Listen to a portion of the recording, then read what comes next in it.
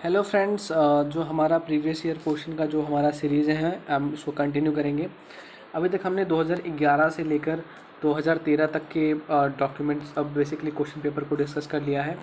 And in this video we are going to discuss about the 2014 the first paper of FCAT examinations and that we are basically continuing the course of how to crack FCAT in 20 days and how to score 60 marks out of 75 in the general ability section। ठीक है, तो ये काफ़ी important है। जैसे कि अगर मैं बात करूँ, हमारे से अगर टारगेट है 200 का, और अगर हम 20 क्वेश्चंस अगर हम स्कोर कर दे, 20 क्वेश्चन सही से अगर हम जनरल एबिलिटी में करके आ जाते हैं तो हमारा मार्क्स हो जाएगा 60। तो 60 मार्क्स हो जाएगा तो हमें और स्कोर कितने करने हैं, 140। और जो 32 क्वेश्चंस होते हैं, ठीक है, उसमें जो 25 क्वेश्चन होते हैं रीजनिंग, बेसिकली रीजनिंग सेगमेंट के, वो बनने लायक होते हैं। 25 क्वेश्चन हर कोई बना लेता है रीजनिंग सेक्शन में। तो फिर 25 3 75, ठीक है।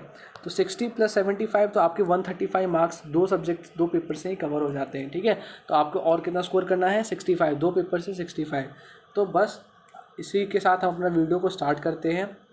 And the first question is who was the governor general of India during the sepoy mutiny. ठीक है, सिपोई मिटिनी के टाइम कौन था governor general? Lord Dalhousie, lord Hardinge, lord Canning या फिर लॉर्ड लिटन?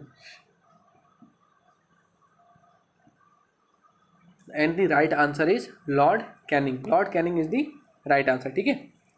क्वेश्चन नंबर 2 की बात करते हैं। Which of the following statement is incorrect? Goa attend full statehood in 1987। Daman and Diu were separated from Goa by the 56th Amendment of the Constitution of India. Diu is an island in the Gulf of Khambat. Dadra and Nagar Haveli were under French colonial rule till 1954. ठीक है, तो अभी देखो, इसे से पूछा कि विच of the following statement is incorrect. Incorrect इसमें से कौन सा है? तो the right answer is option D, ठीक है, ऑप्शन डी। एक्चुअली में जो ये फ्रेंच के कॉलोनियल रूल के अंदर नहीं था, ये पोर्तुगीज़ के अंदर था, ठीक है। ये किसके अंदर था? पोर्तुगीज़ के अंदर था। हमने फिर पोर्तुगीज़ को वहाँ से भगाया था, ठीक है। On which river is Washington DC situated? Washington DC, अच्छा, DC का फुल फॉर्म किसी को आपको मालूम है? वॉशिंगटन DC का फुल फॉर्म होता है, DC मतलब होता है district of California, okay. District of California Washington DC का फुल फॉर्म है। किस नदी के किनारे है? तो पोटोमैक नदी, इरेवेडी नदी, मिसिसिपी या फिर हडसन नदी। हडसन नदी, एक बहुत ही अच्छी मूवी हडसन नदी पर बन चुकी है। उसमें मूवी में एक्टर है टॉम हैंक, आप उस मूवी को जरूर देखें, ठीक है। तो हम बेसिकली अब आगे डिस्कस करते हैं। सो the right answer is Potomac नदी। वॉशिंगटन DC किस किनारे है? पोटोमैक नदी के किनारे है, okay. When a body is accelerated, मान लीजिए कि ये कार है, ठीक है, और ये एक्सेलरेट कर रही है। एक्सेलरेट मतलब क्या कर रही है कि ये कांस्टेंट स्पीड से नहीं है, ये बढ़ रही है या फिर घट रही है, ये एक्सेलरेट कर रही है, ठीक है। तो वेलोसिटी नेवर चेंजेस, ये तो गलत बात है भाई, वो वेलोसिटी तो बढ़ेगा ही बढ़ेगा। The speed, its speed will always change, ठीक है। It velocity never changes, it direction always changes, it speed may और मे नॉट चेंज। देखो, जब अगर एक्सेलरेट हो रहा है तो एक्सेलरेशन जो है ये एक वेक्टर क्वांटिटी हो जाता है, ठीक है। वेक्टर बेसिकली 12th कॉन्सेप्ट है, लेकिन हम इसको ज़्यादा डिस्कस नहीं जाएंगे। तो जो स्पीड होता है ये होता है स्केलर क्वांटिटी। तो जब एक्सेलरेशन जब वेक्टर क्वांटिटी है और वो एक्सेलरेट कर रहा है, बॉडी मूव कर रहा है, तो इतना तो कंफर्म है कि जो स्पीड होगा वो तो चेंज कंफर्म करेगा, स्पीड तो चेंज होना ही होना है, ठीक है। So the right answer is it speed will always change. Question number 5, which of the following is not an agency of United Nation? World Bank, Internal Atomic Agency, Universal Postal Union या none of the above? काफ़ी easy है, इसका answer होगा none of the above. World Bank भी है, agency है किसका? United nation का। तो ये काफ़ी इंपॉर्टेंट हो जाता है।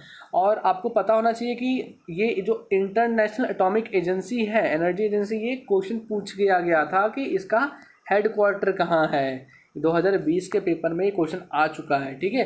ऐसे एटॉमिक एजेंसी से नहीं आया था, IOCA से आया था, लेकिन फिर भी आपको पता होना चाहिए कि सारे हेडक्वार्टर्स कहाँ पे हैं, ठीक है। क्वेश्चन नंबर 6 में हम बात करते हैं which kind of missile is BrahMos. बहुत ईजी है, it's a supersonic cruise missile. BrahMos Brahmaputra नदी और मॉस्को नदी जो रशिया में है, उन दोनों के नाम से बनाया गया था। और इंडिया और रशिया के जो basically missile developing basically organisation है, वो उन दोनों ने मिलकर ये क्रूज मिसाइल को डेवलप किया था। Okay, which of the following is not a unit of energy, energy का कौन सा यूनिट नहीं है? वॉट, इलेक्ट्रॉन वोल्ट, जूल या फिर कैलोरी? सो तो बहुत ही ईजी इसका आंसर है what. What is the wrong answer? Right answer is electron volt. Energy का वॉट भी होता है, ठीक है, वॉट भी एनर्जी का होता है। अगर आपने क्वेश्चन सॉल्व किया होगा कि जो लाइट बल्ब जो जलता है, ठीक है, लाइट बल्ब जो जलता है, लाइट बल्ब को जो हम फाइंड करते थे कितना वो एनर्जी उठा रहे, तो हम वॉट में उसको हम कैलकुलेट करते थे और वो भी एनर्जी ही फाइंड होता था, ठीक है। तो electron volt is the right answer, वो एनर्जी का नहीं है, ठीक है। Okay, let's discuss the next question. Who is the known as the grand old man of India? ठीक है, grand old man of India कौन थे? Grand old man of India किनको कहा जाता है? तो दादा भाई नौरोजी। बहुत ईजी था। ओके, एक क्वेश्चन मैंने मिस कर दिया यहाँ पे who among the following has been called the Napoleon of India? Bharat के नेपोलियन किनको कहा जाता था? तो वो थे समुद्रगुप्त, ठीक है। समुद्रगुप्त को नेपोलियन कहा जाता था। क्यों कहा जाता था?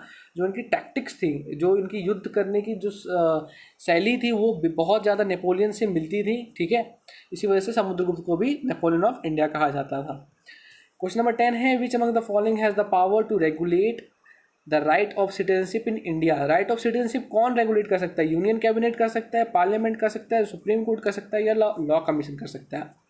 So this is very important question for the in from the part of polity. सिर्फ ये पार्लियामेंट के पास ये पावर है कि वो राइट ऑफ सिटीजनशिप दे सके, ठीक है, राइट ऑफ सिटीजनशिप दे सके। ये सिर्फ ये पार्लियामेंट के पास ये शक्ति होती है, ठीक है। ना ये यूनियन कैबिनेट के पास ये पावर है, ना ये सुप्रीम कोर्ट के पास है, ना ये लॉ कमीशन के पास, पार्लियामेंट के पास पावर है। ओके, पार्लियामेंट में क्या होता है? पार्लियामेंट में तीन में डिवाइडेड है। पहला होता है प्रेसिडेंट, फिर लोकसभा और फिर राज्यसभा, ठीक है। पार्लियामेंट हमारा 3 पिलर्स पे डिवाइडेड है। Question number 11, Baglihar hydroelectric power project in JNK। तो कहाँ पर ये इंपॉर्टेंट हो जाता है? JNK में है बगलीहार हाइड्रोइलेक्ट्रिक पावर। कभी भी पूछ सकता है कि बगलीहार पावर प्रोजेक्ट कहाँ कौन से स्टेट में है, तो आपको पता होना चाहिए कि JNK में है। किस नदी के ऊपर है? ब्यास नदी, चेनाब नदी, झेलम नदी या फिर सतलज नदी के ऊपर में है, ठीक है। तो आपको पता होना चाहिए कि इसका आंसर जो होगा वो है, राइट आंसर इज चेनाब नदी। ओके, चेनाब नदी is the right answer. Which Indian sport person was appointed messenger of peace in 2011 by the United Nations? 2011 में messenger of peace, 2001 sorry by mistake मैंने 2011 बोली, 2001। तो कौन थे वो? प्रकाश पादुकोण, दीपिका पादुकोण के पिताजी, Viswanathan Anand, the grand master of India, Sachin Tendulkar, the god of cricket, और विजय अमृतराज, ठीक है। विजय अमृतराज यहाँ पे लिखा हुआ है और the right answer is Vijay Amritraj. 2011 में विजय अमृतराज को मैसेंजर ऑफ पीस कहा गया था, ठीक है। 2013 में Indian women's hockey team secured which of the following position Asian champions trophy? 2013 में जो एशियन चैंपियन ट्रॉफी हुआ था उसमें क्या इंडिया का रैंक फर्स्ट था, सेकंड था, थर्ड था या फिर फोर्थ था? तो so the right answer is third is the right answer. Which is the longest bone in human body? बहुत ही ईजी क्वेश्चन है। Fibula, radius, tibia, femur. ये गलत, ये गलत, ये गलत। Right answer is femur. Femur is the longest bone in human body. Question number 15 की बात करें, a US team of scientist has found that the mechanism responsible for the ageing process is located in inside the face, inside the skin, inside the brain या फिर inside the heart? Right answer is inside the brain. अगर आपका जो दिमाग है, basically ये आपका दिमाग है, ठीक है, ये आपका ये दिमाग है। ये दिमाग में जो केमिकल होता है, अगर आप सोचेंगे कि मैं जवान हूँ तो आप जवान हो, अगर आप सोचेंगे कि मैं बूढ़ा हूँ तो आपकी थिंकिंग की वजह से आप बूढ़े भी हो जाओगे। तो हम एजिंग प्रोसेस को हम उल्टा भी कर सकते हैं, रिवर्स भी कर सकते हैं, बस ये हमारे दिमाग का खेल है, ठीक है। क्वेश्चन नंबर 16 है, the outermost layer of sun is known as corona. Corona बहुत फेमस हो गया है अभी 2020 में, काफ़ी इंपॉर्टेंट भी है। आपको पता होना चाहिए कोरोना कहाँ से स्टार्ट हुआ था। इट्स बेसिकली कोविड कहते हैं, कोरोना वायरस डिजीज़, ठीक है। कोविड कहा जाता है कोरोना वायरस डिजीज़। और ये कहाँ से ओरिजिनेट हुआ था? ये तो ये वुहान सिटी हुआ से रिलीज हुआ था, जो कि था चाइना में, ठीक है। ओके, सो द बेसिकली दूसरी चीज़ से रिलेटेड है, फिर मैंने हम टॉपिक से थोड़ा हट रहे हैं। Option B is photosphere, chromosphere या granule. So the right answer is corona. यहाँ पर भी आंसर सही है जो है वो कोरोना है। क्वेश्चन नंबर 17 में है the Indian institute of science IISc जो है बेंगलुरु वॉज फाउंडेड बाय, किसने किया था? सीवी रमन, जमशेदजी टाटा, विक्रम साराभाई या फिर none of the above? And the right answer is Jamshedji Tata. Jamshedji Tata जो थे उन्होंने आईएससी बेंगलुरु का गठन किया था। काफ़ी इंपॉर्टेंट है, सीवी रमन को याद रखें, नोबल पुरस्कार इनको मिल चुका है in the field of science. इनका बेसिकली इनका वर्क था रमन इफेक्ट और ये स्कैटरिंग ऑफ लाइट से रिलेटेड था। विक्रम साराभाई को father of Indian space programme भी कहा जाता है, ठीक है। और क्वेश्चन नंबर 18 की बात करें, which of the following is not a gallantry medal? कौन सा मेडल गैलेंट्री मेडल नहीं, कौन सा मेडल गैलेंट्री मेडल नहीं है? Shaurya Chakra is a gallantry medal, Paramvir Chakra highest gallantry medal in India, Ashok Chakra highest peace time gallantry और Arjun award related to the sports. So the right answer is option B, ठीक है। Question number 19 की बात करें, which of the following pairs of water bodies are connected by the Suez canal? Suez canal आपको पता होना चाहिए कि कहाँ पर है। इंडियन ओशन पैसिफिक ओशन के बीच में है, मेडिटेरियन सी ब्लैक सी के बीच में है, मेडिटेरियन सी रेड सी के बीच में है, अटलांटिक ओशन और या पैसिफिक ओशन के बीच में है। So the right answer is Mediterranean sea and red sea. Mediterranean sea और रेड सी के बीच जो सुएज कनाल है वो इन दोनों के बीच में है, okay. Kalhana Rajatarangini is a history of, Kalhana Rajatarangini is a history of Kashmir, Harsha reign, Rajasthan या Chandragupta reign? So the right answer is Kashmir, ये हिस्ट्री है कश्मीर का, ठीक है। सो लास्ट दो क्वेश्चन हम डिस्कस कर लेते हैं। The constitution of India was promulgated on 26 January 1950। हमें पता है कि भारत का संविधान 26 नवंबर 1949 में बन के तैयार हो गया था, फिर भी हमने वेट किया और हमने 26 जनवरी 1950 में हमने कहा कि हमारा देश हो गया रिपब्लिक। ऐसा क्यों? Why this date only? Because the reason was this day was being celebrated as the independence day in 1921। नहीं भाई, ऐसा कुछ नहीं था।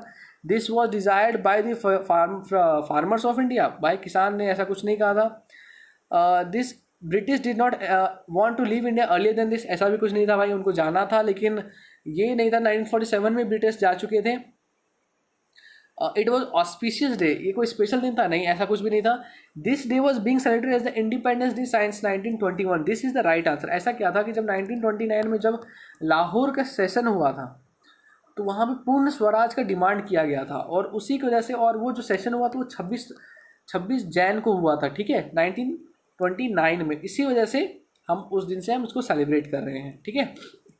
Question number 22 and the last question of this lesson, which of the following is not correctly image? Indonesia का क्या capital Jakarta है, मालदीव्स का माले है, नॉर्थ कोरिया का श्योल है, जिम्बाब्वे का हरारे है? So the right answer is C, North Korea का श्योल नहीं है, नॉर्थ कोरिया का नहीं है, साउथ कोरिया का श्योल है। नॉर्थ कोरिया का प्यानग्योंग है, ठीक है, प्यानग्योंग है। नॉर्थ कोरिया का कैपिटल है प्यानग्योंग। इंडोनेशिया का आप याद करो जकार्ता है, मालदीव्स का माले है, नॉर्थ कोरिया का प्यानग्योंग है, साउथ कोरिया का श्योल है, जिम्बाब्वे का हरारे है। सो दिस वाज, बस इस वीडियो में बस इतना ही। हम इस वीडियो को बस यहाँ एंड करेंगे। नेक्स्ट लेसन में हम 2000 ये कौन सा था पार्ट, बेसिकली 2014 का पेपर 1 था, हम 2014 का जो पेपर 2 है उसको हम डिस्कस करेंगे, ठीक है। और हम जल्दी से जल्दी कवर कर लेंगे इस सेगमेंट को। और मैं चाहता हूँ कि 2020 का जो मैं लेसन बना, 2020 का जो पेपर 1 का जो मैं एनालिसिस करूँ उसको आप ध्यान से देखें और जो भी मैं उस वीडियो से बताऊँ, क्योंकि मैं जो भी क्वेश्चन आए हैं उससे रिलेटेड जो हिस्ट्री होगा, जो भी क्वेश्चन उससे रिलेटेड बनेंगे, जैसे मैंने आपको बताया था मैलेट पूछ लिया था कि किस स्पोर्ट से रिलेटेड है, तो मैलेट पोलो से रिलेटेड था। लेकिन स्पोर्ट्स टर्मिनोलॉजी काफ़ी इंपॉर्टेंट सेगमेंट हो जाता है। आपसे पूछ लेगा फाउल किससे रिलेटेड है, या फिर पेनल्टी किक आउट किस में होता है, या फिर हाफ नेल्सन, या फिर लव, या फिर ड्यूज, ये सब किस स्पोर्ट से, या स्पिन स्विंग, ये सब किस स्पोर्ट्स से रिलेटेड है, ये काफ़ी इंपॉर्टेंट हो जाता है। तो वो वीडियो को आप जरूर कवर करें और हम जल्द से जल्द इस वीडियो सेगमेंट कवर कर लेंगे। और फिर जनरल एबिलिटी के बाद हम मैथ्स पे आएंगे और टाइम एंड डिस्टेंस वर्क और सारे टॉपिक्स जो इंपॉर्टेंट है, सबसे ज़्यादा percentage, time and work, time and distance, number system, ये सारे इंपॉर्टेंट टॉपिक्स हैं, इनको हम कवर कर लेंगे, ठीक है। और बस इस वीडियो में इतना ही। मैं चाहता हूँ कि आप नेक्स्ट वीडियो को भी ज़रूर देखें। Thank you, good night.